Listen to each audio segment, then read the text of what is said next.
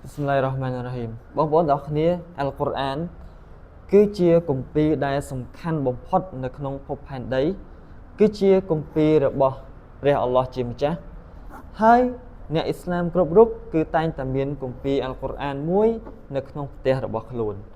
ដូច្នេះបងប្អូនទាំងអស់គ្នាយើងកុំទុកកុរអានក្នុងទូដែលមិនបានសូត្រវាយើងកុំទុកឲ្យពេញពីងធ្វើសម្បុកដោយយើងមិនបានយកវាមកសូត្រសោះអល់កុរអានកាលណាយើងបោះបង់ចោលវានៅក្នុងទូឬក៏យើងទុកវានៅកន្លែងណាមួយ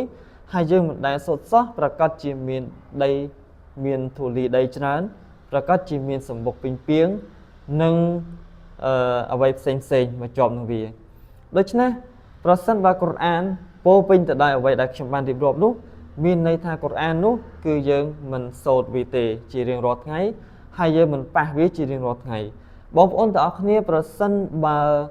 កុរអាននេះមានសម្បុកពេញពីងឬក៏មាន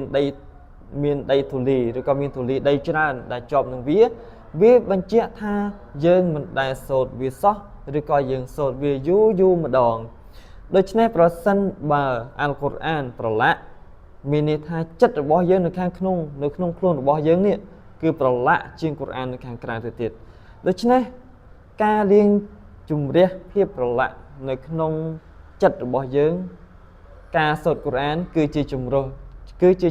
ដ៏ល្អបំផុតជាជំរើសដ៏ល្អបំផុតសម្រាប់យើងជាអ្នកអ៊ីស្លាមយើងជាអ្នកមានអ៊ីម៉ានទៅចំពោះអល់ឡោះស៊ុបហានហូវតាអាឡាបងប្អូនទាំងអស់គ្នាយើងត្រូវសូត្រយើងត្រូវប្រកាន់ខ្ជាប់នឹងការសូត្ររបស់វាជាប្រចាំសង្ឃឹមថាអល់ឡោះស៊ុបហានហូវតាអាឡាផ្ដល់បរកាត់និងពរជ័យឲ្យយើងជារៀងរាល់ថ្ងៃដែលយើងសូត្រគម្ពីរអល់កុរអានវ៉ាស្សាឡាមុអាឡៃគុំវ៉ារ៉ាហ្មាតុលឡោះវ៉ាបារកាតុហ៍